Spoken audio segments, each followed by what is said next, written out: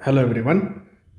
आज इस वीडियो में हम शेयर करेंगे जनवरी अटेम्प्ट में आए जेई मेंस 2024 के कुछ क्वेश्चंस।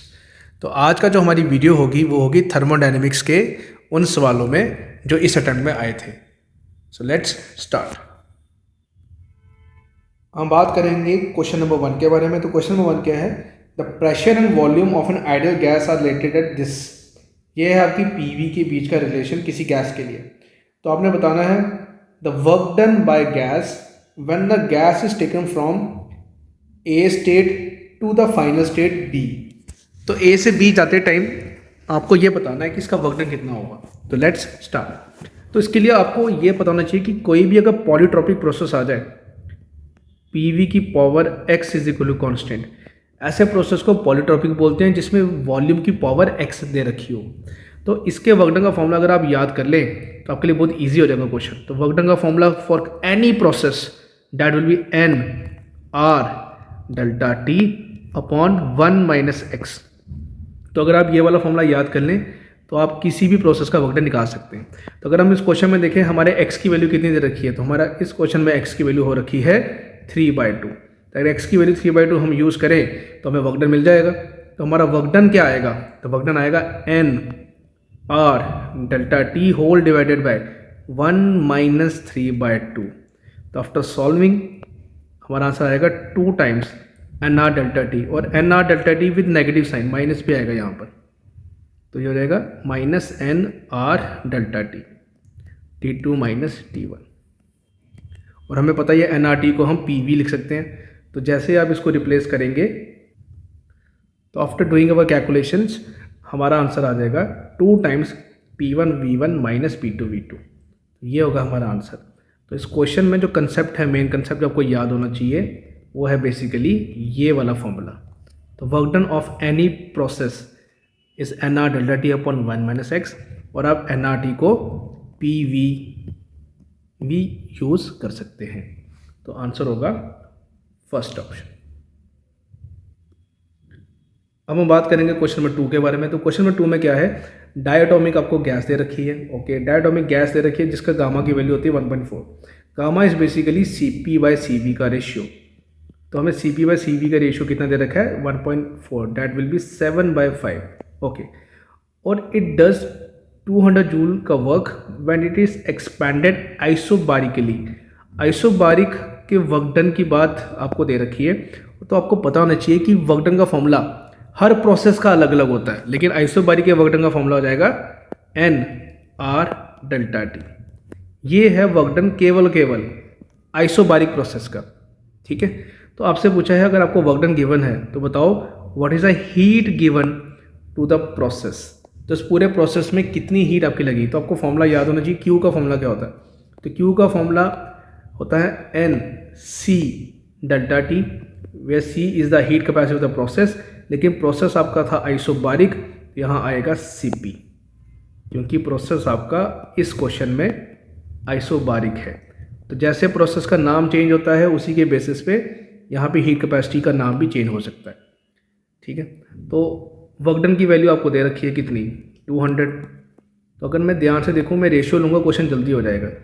तो Q divide by work done is basically n Cp delta T whole divided by n R delta T, क्योंकि आपको वर्क डन का फॉर्मूला आइसोबारिक का याद है। तो ये तो बहुत ईजी होगा क्वेश्चन। आफ्टर सॉल्विंग हमें मिल गया Cp बाय आर की वैल्यू। तो Cp by R is basically Q by W की वैल्यू। Cp का formula 7r/2 divide by R. तो ये आएगा आपका आंसर। यहाँ से आपको Q मिल जाएगा। तो Q की वैल्यू 7/2 टाइम्स वर्क डन। तो वर्क डन की वैल्यू 200 है, तो आंसर आ जाएगा 700/2। सॉरी 700 आंसर आ जाएगा क्योंकि वर्क डन 200 था। तो ये आएगा आपका हीट की वैल्यू। तो आई होप आपको समझ आ गया होगा कि क्वेश्चन को अप्रोच कैसे करना। तो आंसर है 700 जूल्स। अब हम बात करेंगे क्वेश्चन नंबर 3 के बारे में। तो क्वेश्चन नंबर 3 में क्या है? 0.08 kg of air is heated. आपको एयर का मास दे रखा है। कैसे हीट किया? कांस्टेंट वॉल्यूम पे। कितने से हीट किया? 5 डिग्री से उसका टेम्परेचर बढ़ा। तो आपने बताना what is the specific heat of air at constant volume is this. आपको स्पेसिफिक हीट भी क्वेश्चन में गिवन है। स्पेसिफिक हीट की वैल्यू सवाल में कितनी दे रखी है, 0.17 किलो कैलोरी। Okay done. और जे की वैल्यू 4.18 है। जब आप जूल्स को या कैलोरीज को जूल्स में कन्वर्ट करेंगे वो आपको दे रखा है। तो आपने बताना कि इंटरनल एनर्जी का कितना चेंज हुआ। तो इंटरनल एनर्जी का एक फॉर्मूला जो आप यूज़ कर सकते हो वो है MS डेल्टा टी। ये फॉर्मूला आपको तब यूज़ करना चाहिए जब आपके पास स्पेसिफिक हीट जो दे रखी हो वो kg की टर्म में दे रखी हो, जो कि सवाल में kg की टर्म में ही दे रखी है। अगर आप फोकस करें S की वैल्यू kg की टर्म में दे रखी है। तो अब ये वाला फॉर्मूला यूज़ करें और अपनी कैलकुलेशन को हम स्टार्ट करेंगे। तो हमारे कैलकुलेशन, तो डेटा को यूज़ करके हमारा कैलकुलेशन का पार्ट कुछ ऐसा दिखेगा, लेकिन स्पेसिफिक हीट का अगर आंसर मैं ये यूज़ करूँगा तो मेरा आंसर आएगा कैलोरीज में, लेकिन मुझे अल्टीमेटली आंसर चाहिए जूल्स में, क्योंकि मुझे ऑप्शन दिख रहे हैं जूल्स के। तो मुझे इस कैलोरी वाले पार्ट को जूल्स में कन्वर्ट करना पड़ेगा। तो एक कैलोरी में हमें क्वेश्चन में दे रखा है 4.18 जूल्स और टेम्परेचर चेंज है 5 डिग्री। तो ये आ जाएगा हमारा डेल्टा यू का आंसर। तो आफ्टर सॉल्विंग, तो अपने कैलकुलेशन को सॉल्व करने के बाद हमारा आंसर आएगा एग्जैक्टली ये 284.24। तो अप्रॉक्सीमेटली हमारा आंसर हो जाएगा 284 जूल्स के आसपास। तो आंसर होगा हमारा थर्ड पार्ट। अब हम बात करेंगे क्वेश्चन नंबर 4 के बारे में। तो क्वेश्चन नंबर 4 में है during an adiabatic process the pressure of gas is found proportional two cube of its temperature. Cube of its temperature. तो आपने बताना CP/CV का वैल्यू क्या आएगी। CP/CV बेसिकली होता है गामा। ठीक है, तो क्वेश्चन क्या बोल रहा है पहले इस पर फोकस करते हैं। क्वेश्चन हमारा है कि pressure is proportional to temperature की पावर 3। अगर सॉल्व करें तो क्या आएगा, P is equal to some K into T की पावर 3। लेकिन अगर मुझे इसको सही में सॉल्व करना है तो मुझे इसको वॉल्यूम और प्रेशर के फॉर्मेट में लाना पड़ेगा। तो कुछ भी करके मुझे टेम्परेचर रिप्लेस करना। तो टेम्परेचर रिप्लेस कैसे करेंगे, उसके लिए हम यूज़ करेंगे आइडियल गैस की इक्वेशन। हम सबको पता है आइडियल गैस अगर कोई है तो PV is equal to nRT, तो हमेशा लगेगा। तो यहाँ से अगर आप फोकस करें, टेम्परेचर का फॉर्मूला क्या हो गया, PV डिवाइड बाय NR, मतलब सम रैंडम कांस्टेंट। तो मैं चाहूँ तो टेम्परेचर को ये पुट कर दूँ, इससे मेरा प्रोसेस पॉलीट्रॉपिक में कन्वर्ट हो सकता है। पॉलीट्रॉपिक में कन्वर्ट हो गया तो मेरा क्वेश्चन काफ़ी ज़्यादा आसान हो जाएगा। तो आओ कन्वर्ट करते हैं। तो क्या हो जाएगा, P is equal to K T की पावर 3। तो T की पावर 3 जैसे मैंने रिप्लेस की वैल्यूज़, तो P की पावर 3 V की पावर 3 डिवाइड बाय कांस्टेंट, फिर से कोई नया कांस्टेंट K ही बन जाएगा। तो जैसे आप देखो थोड़ी चीज़ें कैंसिल आउट होंगी तो हमें क्या आंसर मिलेगा, P² V cube is equal to some constant, या अगर प्रेशर की पावर में 1 रखूं तो P की पावर 1 V की power 3/2 is equal to constant.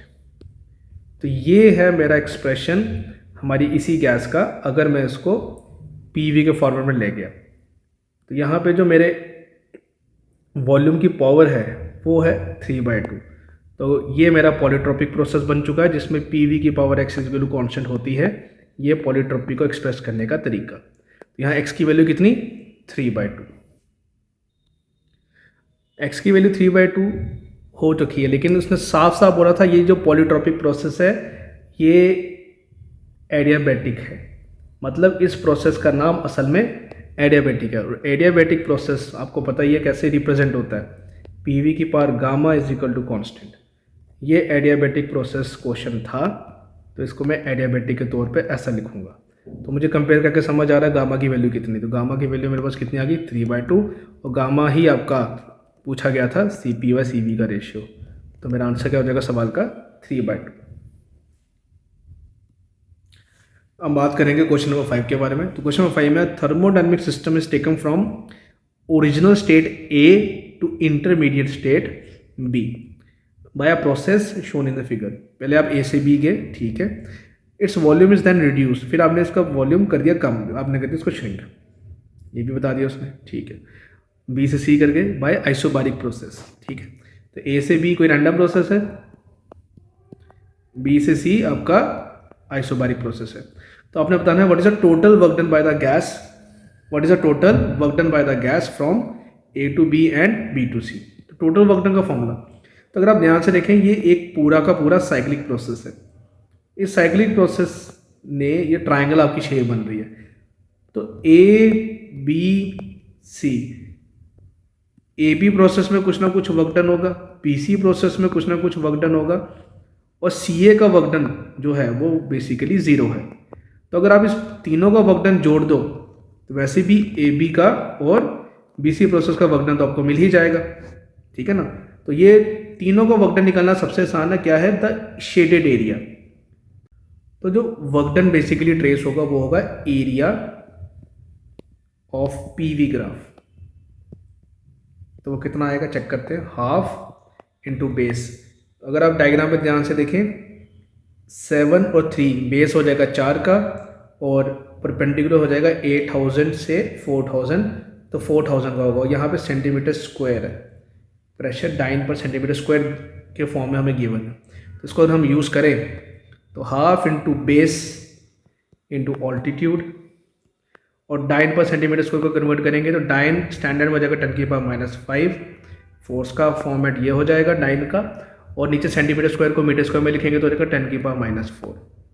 तो आफ्टर सॉल्विंग हमारा आंसर मिलने वाला है कितना, 2 हो जाएगा। ये हो जाएगा 8, ये और ये एक बच्चा ऊपर, ये और ये हो जाएगा टोटल कैंसिल। तो अल्टीमेट आंसर आएगा 800 जूल्स।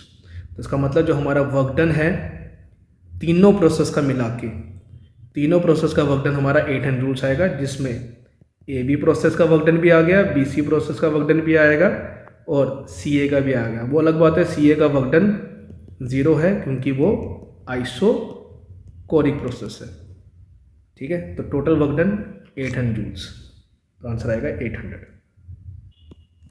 अब हम बात करेंगे क्वेश्चन नंबर 6 के बारे में। तो क्वेश्चन नंबर 6 में है choose the correct statement for the process A and B. तो ए और बी में हमें स्टेटमेंट पिक करना है कि कौन सा ऑप्शन बेटर है। अगर आप थोड़ा बहुत ऑप्शन में देखें तो वहाँ पे कुछ ऑप्शन में पीवी के पार गामा लिखा हुआ है ना, और कुछ ऑप्शन में पीवी में कौन सा लिखा हुआ है। मतलब कहीं ना कहीं हमें ये गैस मानना है कि इसमें से कौन सा प्रोसेस एडियाबैटिक है, कौन सा आइसोथर्मल है। ये गैस जो मानने वाली बात है ये सिर्फ ऑप्शन को देख के समझ आती है, क्योंकि क्वेश्चन में ऐसा कुछ एक्स्ट्रा मेंशन नहीं है। तो हमें इन दोनों में से पिक करना है कि एडियाबैटिक या आइसोथर्मल कौन। तो अगर आप ध्यान दो, एडियाबैटिक और अगर आइसोथर्मल कभी पिक करना पड़े तो याद रखें जिसका स्लोप ज़्यादा, जो ज़्यादा स्टीपर होता है वो पक्का एडियाबैटिक होगा। तो अगर आप इन दोनों में कंपेयर करें, सबसे जल्दी ग्राफ जो डिप कर रहा है, सबसे जल्दी ग्राफ जो आपका डिप कर रहा है वो है आपका बी वाला, क्योंकि बी वाले में ज़्यादा जल्दी चेंजेस आ रहे हैं। तो ये आपका हो जाएगा एडियाबैटिक ग्राफ, और ये वाला आपका हो जाएगा आइसोथर्मल, ठीक है ना। तो बी वाला ग्राफ एडियाबैटिक, ए वाला आपका आइसोथर्मल। तो अगर हम बात करें बी के लिए तो उसका एक्सप्रेशन आएगा पी वी की power gamma is equal to constant, और ए के लिए आएगा P V is equal to constant. This is for A and this is for B. ये हमें समझ आता है, ठीक है। अगर आप ऑप्शन देखें तो पी वी की power gamma is equal to constant for process B, P V is equal to constant for process A. काफ़ी हद तक ये वाली बात सही लिखी हुई है। तो अगर सिर्फ इसी बेसिस पे देखा जाए तो हमारा पहला ऑप्शन ही मैच हो जाएगा, बिकॉज पी वी का power gamma is constant for B process. बात बिल्कुल सही है, तो ये वाला आंसर हो जाएगा। तो सिर्फ स्टीपनेस के बेसिस पे हमने ये जज किया कि इनमें से एडियाबैटिक और आइसोथर्मल कौन सा। अब हम बात करेंगे क्वेश्चन नंबर 7 के बारे में। तो क्वेश्चन नंबर 7 में है देयर आर टू प्रोसेस, दोनों आइसोबारिक है। आइसोबारिक मतलब pressure constant for same mass of ideal gas. Okay, तो आपने ये बताना है कि इनमें से कौन सा वाले ग्राफ में प्रेशर के बीच में क्या रिलेशन होगा। तो इसको करते हैं हम कंपेयर। तो अगर आप ध्यान दो P V is equal to N R T, ये तो हर आइडियल गैस के लिए वैलिड है। तो अगर कांस्टेंट वाली टर्म इकट्ठे करें तो V is equal to N R upon pressure into temperature. सबको पता है ये सारी टर्म्स फिलहाल कांस्टेंट है क्योंकि प्रेशर भी कांस्टेंट है। तो V is equal to some constant into temperature, ये हो गया आपका एक इक्वेशन। तो ध्यान से देखें, ये आपकी स्ट्रेट लाइन की इक्वेशन है। अगर वॉल्यूम और टेम्परेचर के बीच में कंपैरिजन किया जाए, जिसमें ये वाली चीज़ आपका हो गया स्लोप। तो इसका मतलब जो स्लोप है, स्लोप की वैल्यू होगी एन आर अपॉन प्रेशर, ये आपका स्लोप हो गया। तो जिसका प्रेशर ज़्यादा उसका स्लोप होगा कम। तो अगर आप कंपेयर करें ज़्यादा स्लोप किसका है, तो ज़्यादा स्लोप है इस वाले ग्राफ का। तो इसका स्लोप ज़्यादा होगा तो डेफिनेटली प्रेशर कम होगा। तो इसका मतलब P2 का प्रेशर कम है P1 से। तो ये आपका पॉसिबल आंसर होगा। तो सबसे सूटेबल आंसर है हमारा फोर्थ, P1 इज मोर। तो ये हो गया हमारा क्वेश्चन नंबर 7 भी। तो इस तरह हमने जेई मेंस 2024 के जनवरी अटेम्प्ट में जितने भी क्वेश्चन आए थे थर्मोडायनेमिक्स टॉपिक के, वो हमने कर लिए डिस्कस। तो आई होप आप ये सोल्यूशन देखने के बाद आपने कुछ सीखा होगा। और इसके जो शॉर्ट ट्रिक्स हैं, कुछ बातें हैं, कुछ जैसे कि पॉलीट्रॉपिक प्रोसेस का work done N R delta T upon 1 minus X, ये बड़ा इंपॉर्टेंट है। इसमें एक्स क्या है, जब भी पी वी की power X is equal to कौन सा लिखा जाए, जो भी वॉल्यूम की पावर होती है डैट इज़ योर एक्स।